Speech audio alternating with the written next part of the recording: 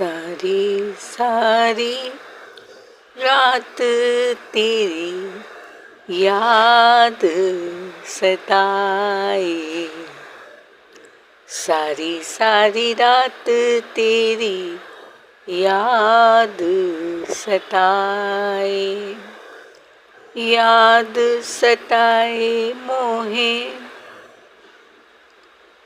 नींद न आए रे, नींद न आए, सारी सारी रात तेरी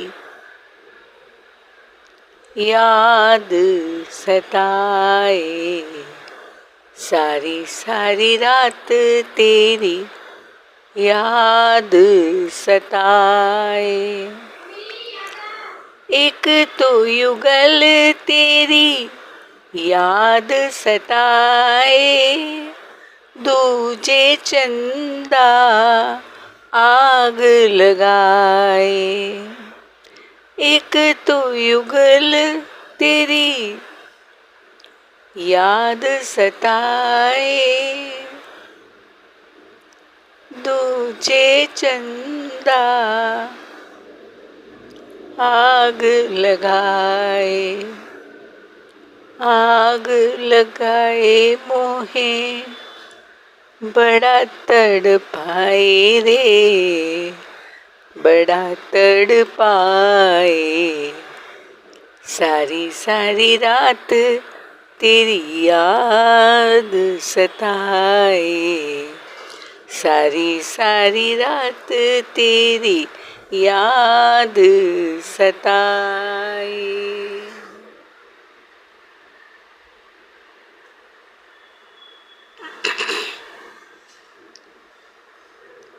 एक दिन बहुत बारिश आ रही थी और आपको भी अनुभव होगा कि बारिश वाले दिन अपने प्यारे जो भी हो पर अपने प्यारे को गले लग बैठना, खाना पीना, गप्पे लड़ाना अच्छा लगता है।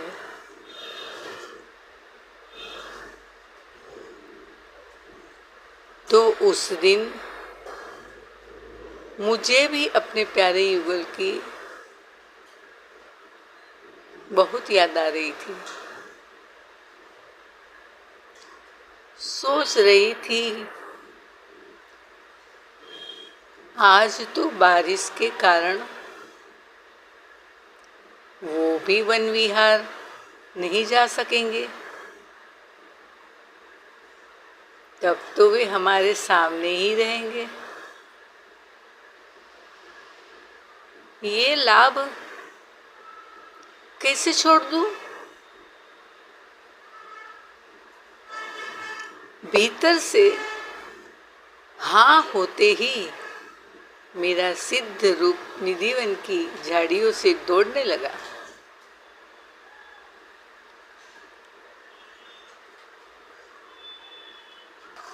और यहाँ गोलोक में बरसात थोड़ी आती है, यहाँ तो बरसात के लिए सखियों को कहना है, तब स्वयं बादल बनकर जल बनकर बरसने लगती है और युगल को आनंद देती है। श्री युगल आज प्रातः श्रृंगार कर अकेले बैठे थे, तब श्री जी ने कहा, प्यारे आज क्या लीला करेंगे?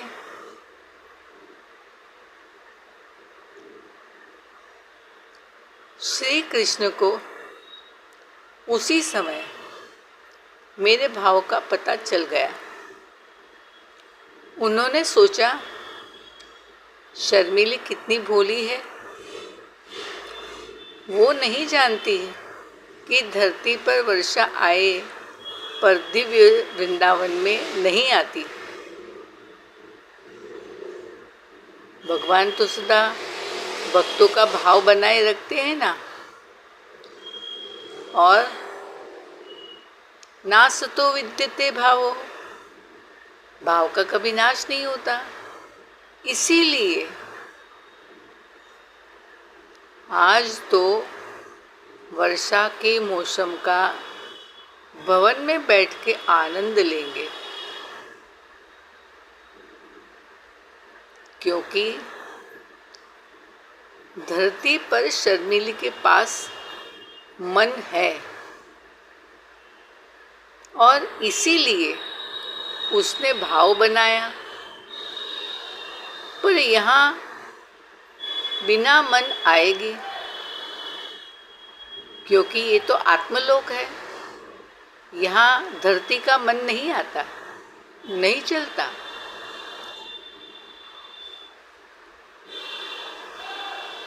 ये उन्होंने राधा जी को बताया, और फिर सखियों के पास भी तो मन नहीं,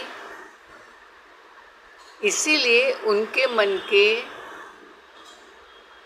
मन में वर्षा काल का मौसम बनाने की बात प्रेषित कर दी गई।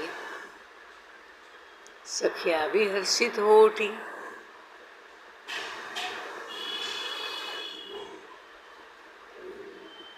दिव्य वृंदावन के आकाश में वर्षा के काले बादल घनश्याम बादल बनके छा गए और जल बरसाने लगी। ललिता जी बोली, वर्षा बरसा दी, आज क्या वन विहार होगा।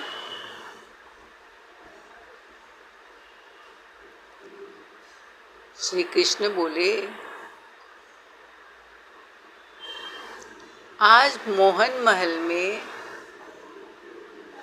बड़े कमरे में सबके बैठने की व्यवस्था करो, वहीं खेलेंगे। बस जैसे ही कहा व्यवस्था हो गई, और मोहन महल के बड़े भवन में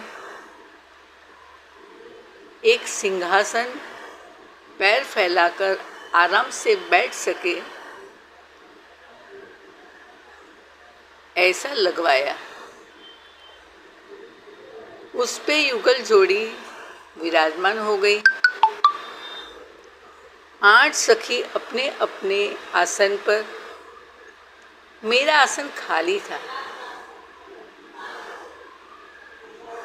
बाकी सब सखी, सहचरी, दासी, किंकरी उन सब के बाद बैठ गई।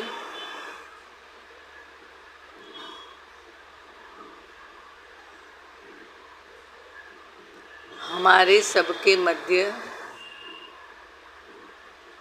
लीला करने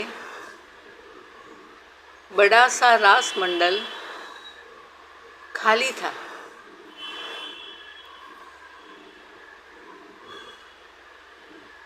अब ललिता जी बोली, प्रियतम आज क्या खेलेंगे। राधे बोली, अंताक्षरी। सब प्रसन्नता का घोष करने लगी, वाह वाह, आनंद आएगा, आनंद आ जाएगा। अब थोड़ी देर अंताक्षरी चली। सबने अपने अपने कंठ से मधुर मधुर गीत सुनाए। फिर दूसरी गेम रुमाल दाव की चली। इस गेम में अष्ट सखी एक गोला बना के बैठ गई, सत्संग में राधा कृष्ण भी। एक सखी ललिता रुमाल लेके गोले वाले के पीछे घूमने लगी और चुपके से तुंग विद्या के पीछे रुमाल रख दिया और चली। ये तुंग विद्या को पता न चला, वो बैठी रही। तब गोला घूम के ललिता आई और तुंग विद्या के पीछे से रुमाल उठा के तुंग विद्या को मारती हुई रुमाल से दौड़ाने लगी। अन्य सखी हर्ष से तालियां बजाने लगी, शोर मचाने लगी। अब तो सब सखी, राधा कृष्ण भी चौकन्ने हो गए। अच्छा, हमें मारोगी, हमें पीटोगी, देखते हैं। बस उसी समय मैंने उस भवन में प्रवेश किया। मैंने सबको राधे राधे राधे राधे किया और अपने आसन पर बैठ गई। श्री कृष्ण सदा मुझे चोर नज़र देखते हैं। मैं जब उनको देखूं तब वे दूसरों को देखते हैं, और जब वे मुझे देखने लगे तब मैं औरों को देखती हूँ। ये बात हम दोनों जानते हैं, क्योंकि हमारी चोर नज़र कहीं न कहीं टकरा जाती है। इसका एक कारण ये है कि इस मार्ग में आने से पहले मैं श्री कृष्ण जी को अपना पति मानती थी। फिर श्री कृष्ण जी ने ही मुझे प्यारी जू से मिलाया। मेरा ये प्यारी जू संग धोखा नहीं है, पर ये जब तक मेरी देह धरती पर है तब तक देह छूटने पर शुद्ध आत्मा बन सदा के लिए यहाँ आ जाऊंगी। फिर सब सखी यो की तरह सामान्य हो जाऊंगी।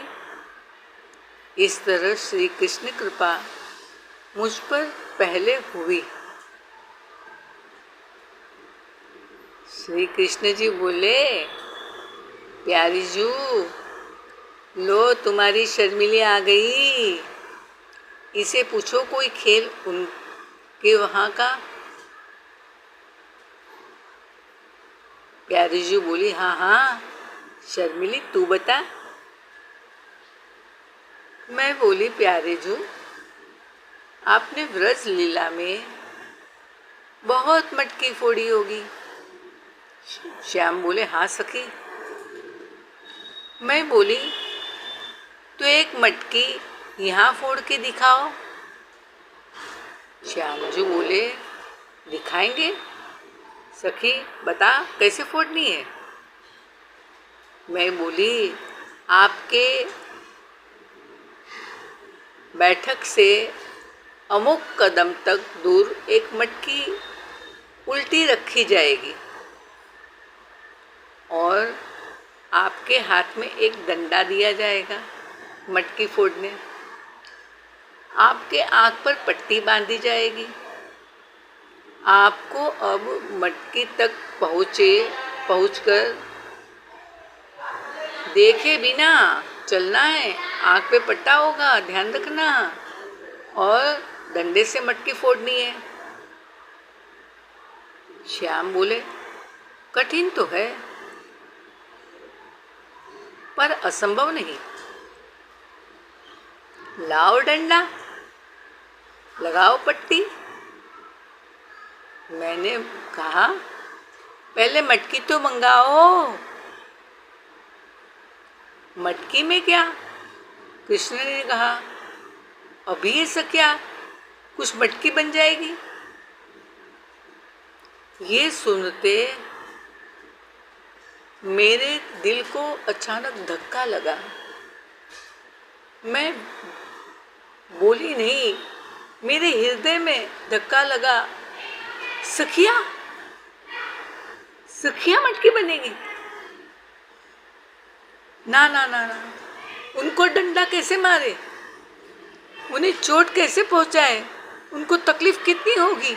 ना ना, ये खेल खत्म। श्याम बोले, पर क्या हुआ? मैं बोली, हमारे यहाँ तो मटकी मिट्टी की होती है, हम उसी मिट्टी की मटकी को फोड़ते हैं। अरे ये तो साक्षात सखिया है, पूजनीय है, उन्हें कैसे मटकी बना के उनके ऊपर डंडा मारे। श्याम बोले, पर यहाँ तो सब सखिया ही बनती है।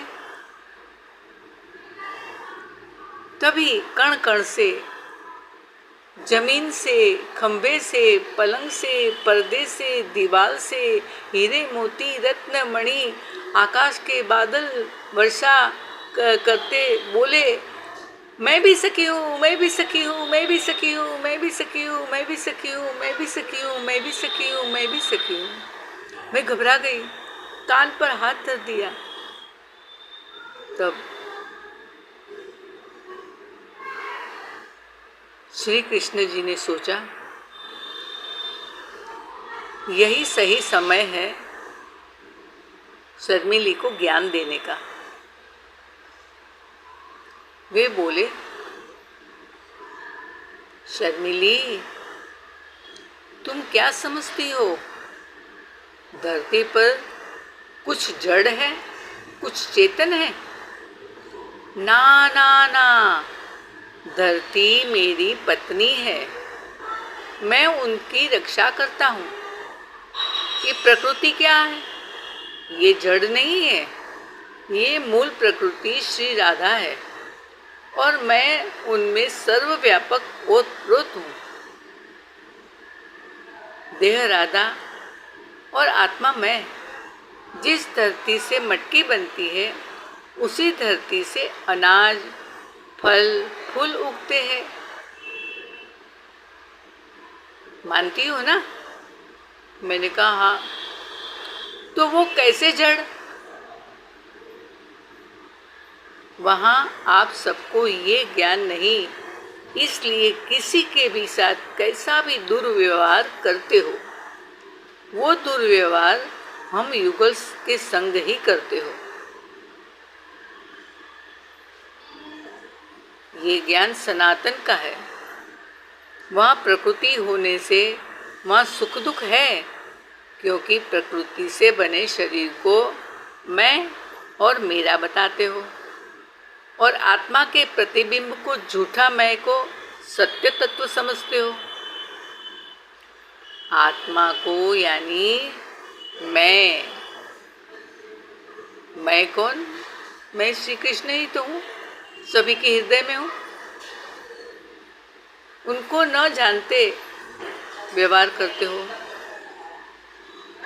जैसे मैं यहाँ एक रस स्वरूप होके दिव्य वृंदावन, यमुना, सखिया और राधा बनकर लीला करता हूँ, वैसे अनंत ब्रह्मांड तक सर्वत्र फैला मैं ही मैं हूँ, मैं ही मैं हूँ, दूसरा कोई नहीं।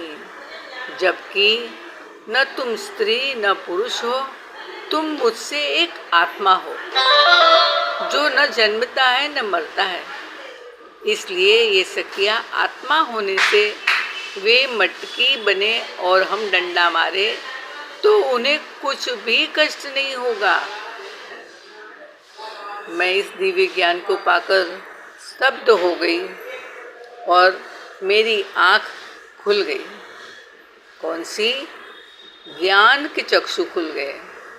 अब समझ में आया कि संत कहते हैं राधा नाम का खूब जप किया करो, अष्टयाम सेवा करो, और दिव्य वृंदावन में भी आके अष्टयाम सेवा में प्रवेश करो, सब उसी से होगा। तो देखो कैसे परमपिता माता ने सखी सखा बनकर मुझे ज्ञान कराया। इसे ही कहते हैं सोई जानई जेहि देहु जनाई। सोई जानई जेहि देहु जनाई, जानत तुम ही होई जाई। जानत तुम ही जो होई जाई। इस ज्ञान के प्रकाश मेरे रोम रोम में छा गया और मेरा ध्यान टूट गया। मैं धरती पर आ गई, लेकिन अब मुझे धरती नई नई लगने लगी, और अब जहाँ देखती हूँ वहाँ हर चीज़ों में राधे श्याम राधे श्याम राधे श्याम राधे श्याम इसकी आवाज़ आती है, उनके दर्शन होते हैं। हे मेरे प्यारो, आपने तो मेरी ज़िंदगी बदल दी।